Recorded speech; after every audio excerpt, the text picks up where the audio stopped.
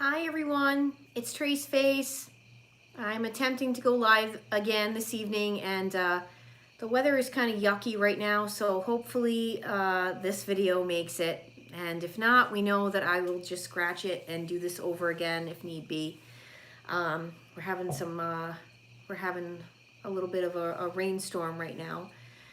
And so it's Saturday evening, it's a little bit past 12 on a Saturday here in Eastern Standard Time. And I had a strong message that I wanted to kind of send out today as I was thinking about a lot of things and a lot of people that I'm working with.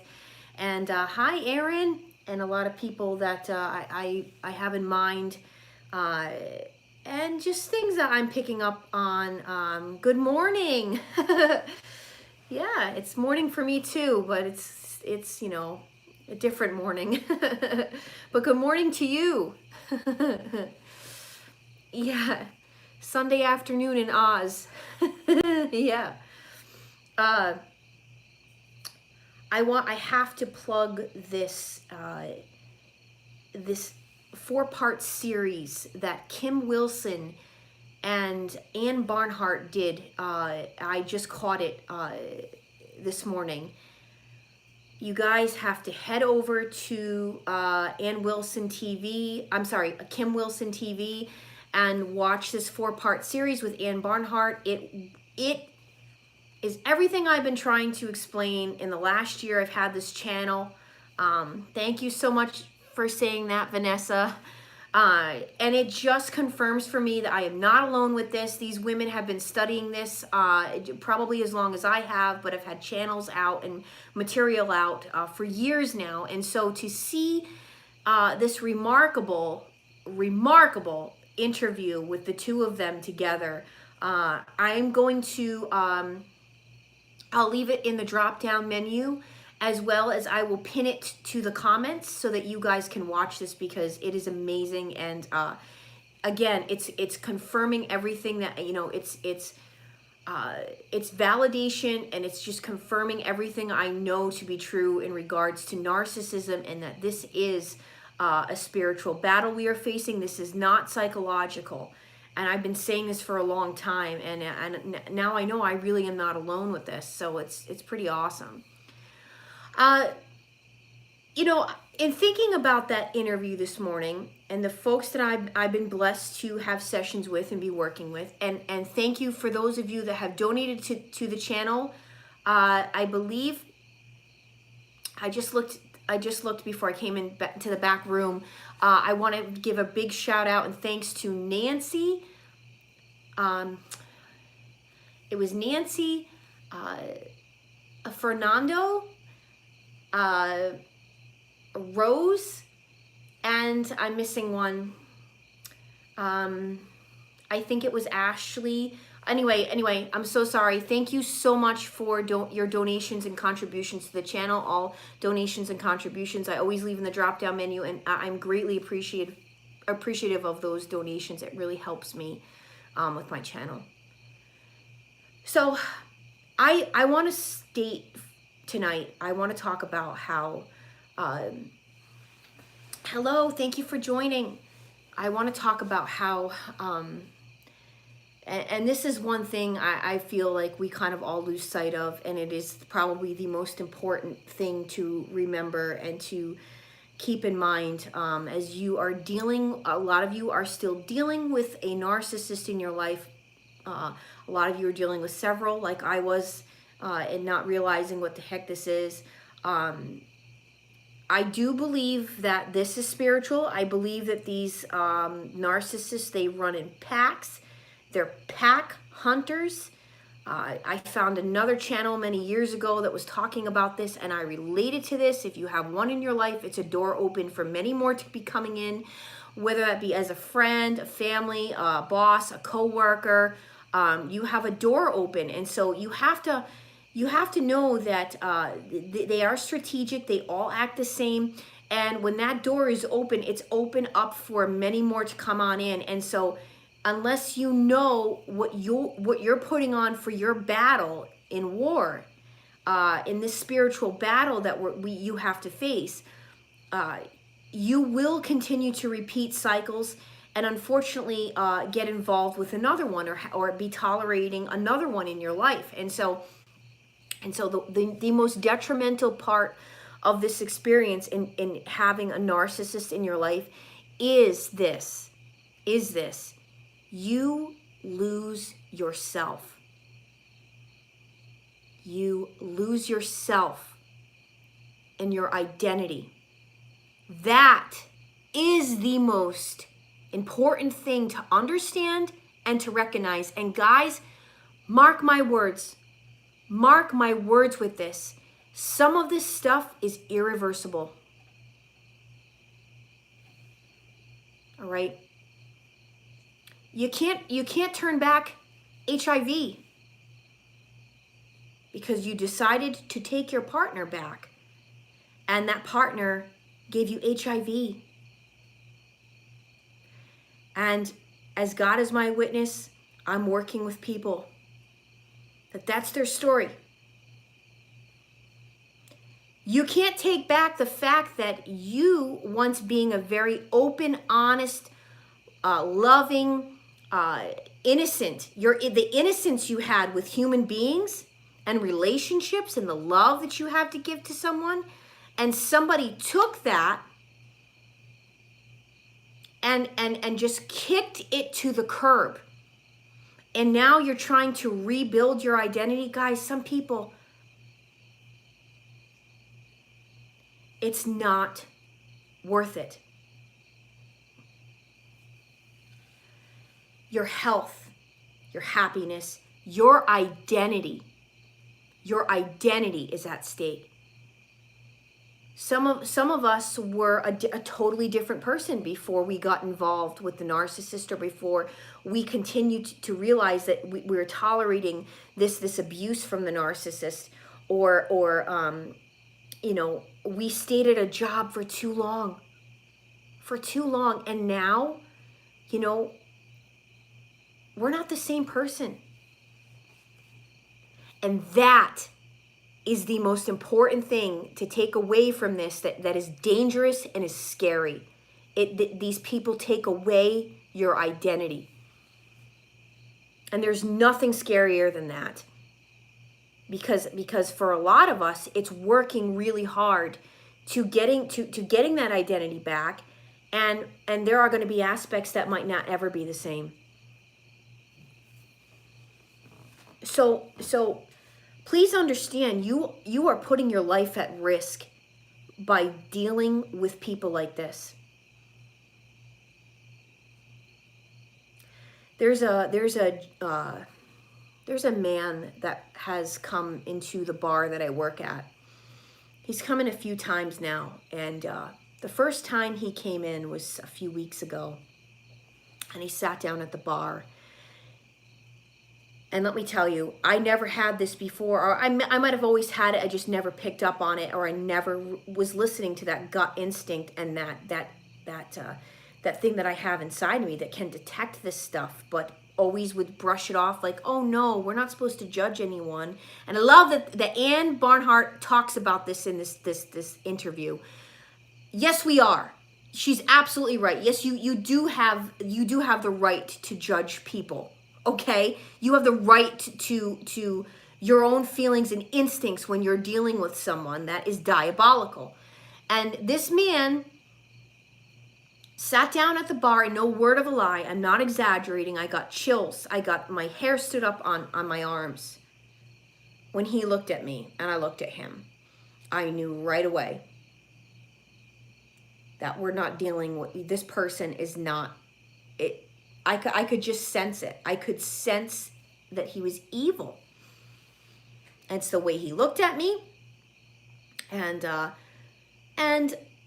it took me a long time to figure out how to deal with these kind of people. Because your instinct is to feel a little bit, you feel intimidated. You feel defensive. You feel on guard, right? And so he orders, and in the service industry, I realized I never was in it before. I never worked the service industry before. it's a great opportunity for beasts like this, predators like this, to totally make somebody feel less than. It's an opportunity for them to make you feel like you're stupid, you don't have any brains, you are beneath them because, you know, you have to get them their food and their drink, you know. And so it's interesting. It's interesting that you see this, you know, and I know for many women especially, that's how they're treated. So you have to know how to deal with that and still be able to, you know, have a job at the end of the night, because you'd like to say, there's things you like to say that you can't, but you have to realize how to also defend yourself. So he said something very snide to me. He's come in several times now, and he said something very snide to me. I said, can I take this menu from you? And he looked at me, he goes, why? Why? And he kind of like, first he said it serious, and then he kind of like looked at me like I'm some kind of, you know, airhead. I looked at him and I go, wow, really? And that was my response to him. Well, then he kind of like kicked back in his seat and just kind of went, I'm just kidding. And I just looked at him and I gave him, I can really wear emotion on my face. And I gave him this look like, I know you're not kidding. You know, and I know you're testing my boundaries, sir. Well, he found out. He hasn't done it. He hasn't pulled any of that since then. But what he likes to do is, tonight he came in and he likes to stare at me. He thinks I can't see him staring like at me and staring right through me. You know, that's another intimidation method that they use. They think that especially a psychopath, and I'm pretty sure this person is a psychopath. He's got all the signs. And so he's staring at me. And so I turned around at one point and I said, can I get you something? I've noticed you've been looking at me. You know, like, and that caught him off guard too. Like, you know, yes, you're going to get looked at because you're bartending and there's nothing else to really look at other than the TV behind you. He's not looking at the TV. He's just watching everything I'm doing. And that will happen as a bartender. But, you know, I'm letting him know that I know. I know that you're being a creep. Okay? I know that you're a predator. And I'm not letting you get away with it. And I'm still going to be nice about it. But I'm still going to have my way of, you know, of putting me first and being able to defend myself in a way that it lets them know. And so I guess my message to you guys tonight is that, yeah, it's after you've gone through years of this and you've realized that you've been dealing with this spirit inside of people that I believe is actually attached to them. I don't know that it's necessarily inside. I think maybe at some points it does come inside of them, but these spirits, these demons are attached to them in some way, shape, or form. They're attached to them. That is why I actually believe, and the more research I'm doing about the paranormal stuff that occurs in people's homes, I'm finding a correlation between, could have been a really good person that might have been struggling from addiction, might have not had things, you know, might not have dealt with things in their lifetime. You oftentimes notice people will be talking about that they felt like, or the psychic or the, you know, the priest will come in and say there's two spirits in here. You know, there's a demonic thing happening in here, and yet there's another energy source that's like almost trying to protect you but doesn't know if they can. I think that a lot of times in a lot of the homes that have this demonic entities and things happening within the home, it's because that spirit was attached to the person that died. This is my belief, and just from the things I've been picking up on, that demonic spirit that was attached to the person that died was so attached to what it was doing to the person. And living by it and thriving by it. And that was the home it was doing it within. And so it's still there. And that is why, you know, these homes could have been vacated for years. And then all of a sudden somebody moves in and this activity starts up again. That's my belief. I really do believe that. And so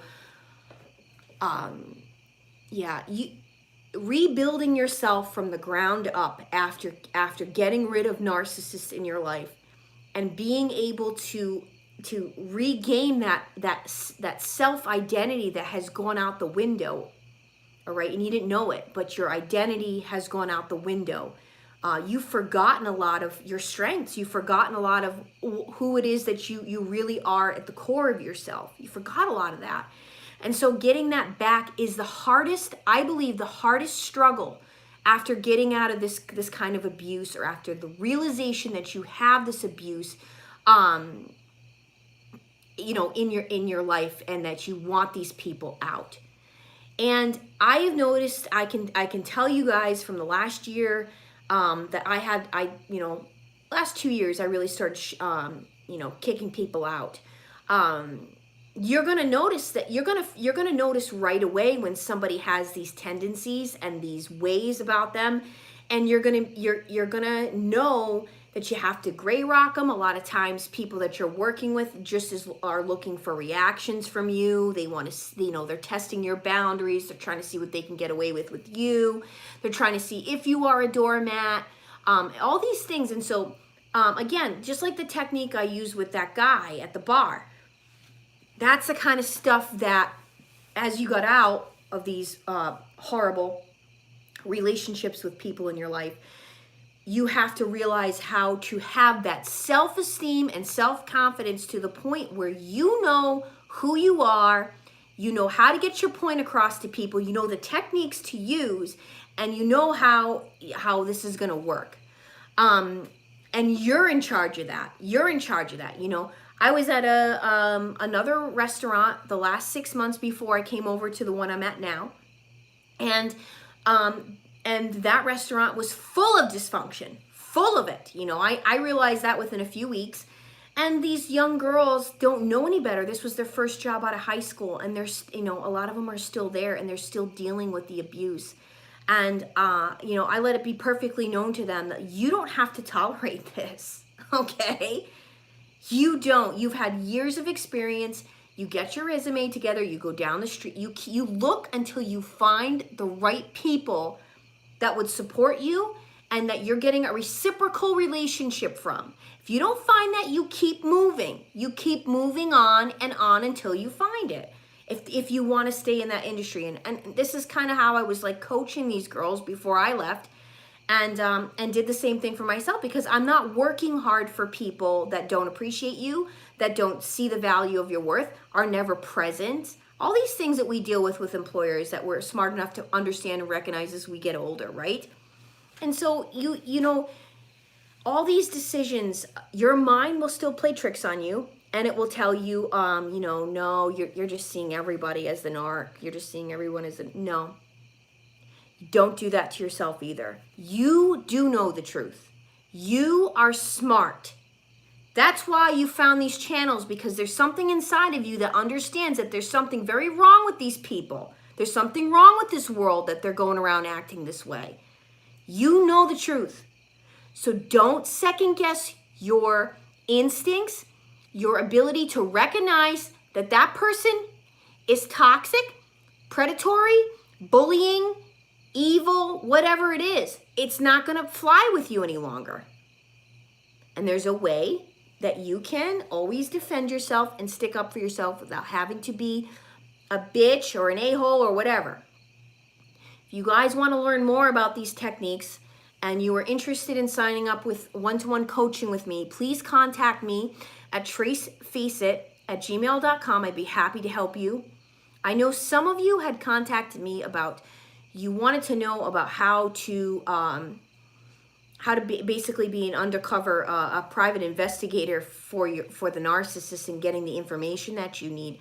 I can't give that information to the public without knowing all your circumstances and the safety of your situation to be able to do some of the things I know to do.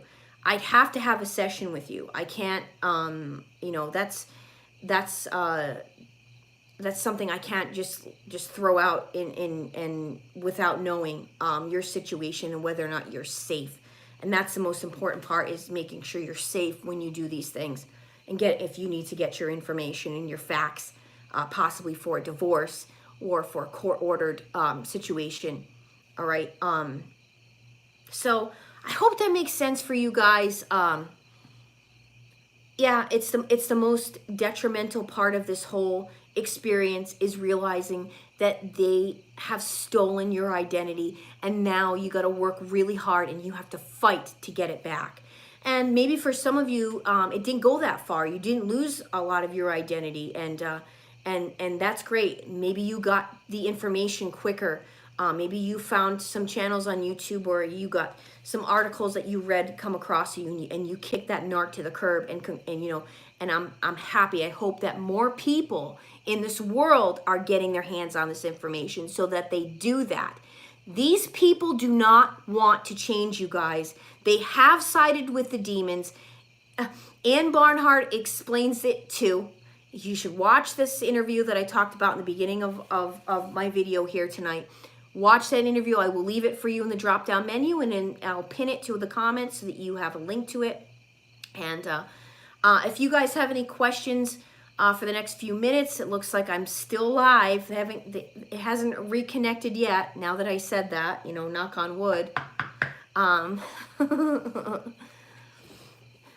Thank you, Mike. I appreciate that. I'm glad that, you know, like I said, I know that my stuff is a little bit out there with the spiritual stuff, but I'm happy I'm not alone. I'm happy that I'm getting a lot of you to think a little bit more about this and think that, yeah, this is psychology. I'm not saying psychology is totally wrong. I mean, I do feel like there's some aspects that are going to explain the behaviors, but I don't think that that's what we're dealing with here. I think these people have sold their souls. I think that the devil got a hold of these people when they were kids. I agree with Kim and Ann about this, that it's either, and I talked about this year in my videos, that it's either that they were wicked spoiled as children and got away with everything, or they were abused royally by somebody in the home.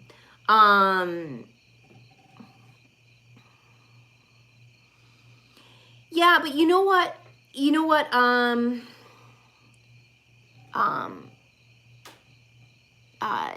Your theory. So this is kind of what I think too, and this is what these girls were talking about in this interview. These ladies. This is so true. So being spoiled, as I said, or being abused, and in a case that the last person I was with had both of that going on. The mother was abused by the father continuously. The father was abusing everybody in the family, and the mother decided to stay with this monster, and felt guilt for letting the kids tolerate this. So as a way to make herself and the situation she thought feel better about all of it, is she let the kids get away with murder. There were no consequences in the home. So now you've got double the craziness and evil, and that's exactly what they got out of the family. I think that this is what will get your mind. This is mind-boggling. That, and I've talked about this too before. For those of you that have been following my channel, we could all have the same experiences right within the home. Why does one turn out one way, one the other? Now, I've seen some situations in families where both kids are diabolical and narcissistic and abusive and all that. Having talked about what I just talked about. The both of them are that way, right? They have these tendencies. But I do think there's a point in time that you can say, I don't want to be like them. I don't want to go through this. I don't want to put my kids through this. I don't want to put a partner through this, right? Or screw everyone because I had to go through this kind of abuse. So you know what? You're going to have to as well. And that's that personal choice. That's that personal integrity. That's where true character comes into play. That is where true character comes into play. So I do think that they side with the darkness or they side with the light. Genetic dispositions to this kind of stuff. I don't know that I buy that. I think it really is environment. I mean, maybe they've said that the psychopath that is capable of like really heinous crimes and murders and serial killing, right? There is something missing in the frontal area of the brain. When you do a scan on their brain, you can see that there's something missing. And in that, combined with what happened within the home, what they saw created what happened. I don't know, guys. The ex-narc told me a story, and it stays with me, it sticks with me, about when he was a child. He remembered very clearly these alien fingers in his face that came down on his face, and they were scary, and they were claw-like, and they were alien-like, long fingers, and they spun him around on his bed, and he ended up on the other side of the bed. And I remembered his face while he told the story, and I believed him. I do believe it. I believe it. And all this, other research I've been doing, you guys, on the paranormal, demons attaching themselves to people, that is definitely separate from being actually like demonically possessed, where you're speaking in tongues, and that doesn't happen to believers. Believers, that can't happen to. But you can definitely have attachments to you, I believe, in this lifetime, and they can follow you to where you're supposed to go, to the next life, if you don't get rid of them, So having said that, I am doing another fast in 2 weeks, and I have a bunch of you already signed up for it. I'm going to be sending out the details. I think we have room for a few more, because there's usually a few that like drop off. That drop out before it's time. So contact me at tracefaceit@gmail.com, and I'd like to get you signed up to that prayer and fasting group, which has proven to break this stuff off of you in a spiritual sense, so that you don't feel the way you currently feel right now. And that's what it's all about. I did see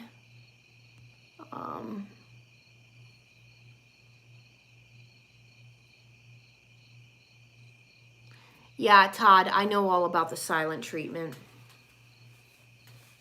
I know all about that in the home. Yeah. Which is abuse, as we know. That's abuse. The silent treatment, the manipulation by just not looking at you, not speaking to you, that can go on for days, weeks, sometimes even months, right within your own home. I'm all too familiar with that. So, yeah, that's hurtful. That's abusive. That's unfair. It's wrong. It's a form of manipulation and control. You didn't do what I wanted you to do, or you called me out on something, so now I can't have that, so I'm just going to ignore you. Yeah. I know it all too well. Do you guys have any questions for me? Yeah, Mike. Listen, anyone that needs to come home from work and rage on their family members, no. Nobody has the right to treat you like crap. Nobody has the right to treat you like crap. I don't care who it is. No one has that right. You know when someone's treating you like crap, because would you come home from work and start raging because you had a bad day at work, and you're going to start raging in the house and screaming at people and punching people in the face because they put the apples wrong in the house? They put the apples in the wrong section, so you're going to punch them in the face? Would you do those things? Is that normal functional behavior? No, it's not. All right? I've seen it. I've heard it. I've heard it through the walls. I've seen, you know, I've seen it all. All my life, I've seen this kind of crap. I lived it. My ex-boyfriend, oh, my God.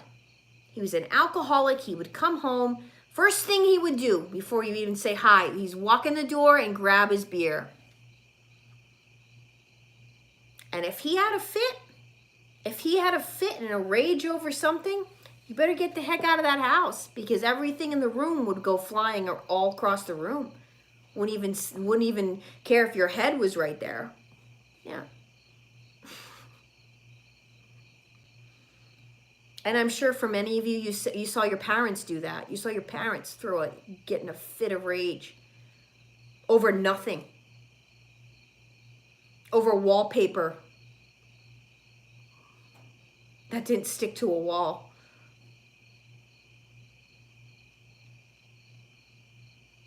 So I know that you guys have been through a lot, and I am here for you. You guys are here for me. And again, I'm going to say it one more time. Nobody has the right to treat you like crap. All right? And remember that. Remember who you are at your core. When I am all alone and I am spending time with myself, you know, I'm reminded of who I am at my core, of the peace and the love and that child I was, that was funny and loved to make people laugh and loved theater and just loved, you know, I loved anything that had to do with dance and theater and just making people, you know, feel good. I remember as a kid, I used to love to go in the nursing homes and give the elderly cards. I loved how they would react, and they'd just be so happy, you know. And that's who I am, you know. And you guys have those. You guys need to remember that as for yourself. Who were you before all this started, and who are you now at your core, you know. Don't lose yourself. And if you notice that you're losing yourself and you're with one of these people right now, especially intimately, listen to me, please. Get yourself the help that you deserve. Contact me, let me do some coaching with you, and let me help you get the life that you deserve. All right? I hope that this message got to the people it should. And thank you for those of you that are up with me tonight and listen to what I had to say. And I'm Trace Face, and it is time we all face the truth together.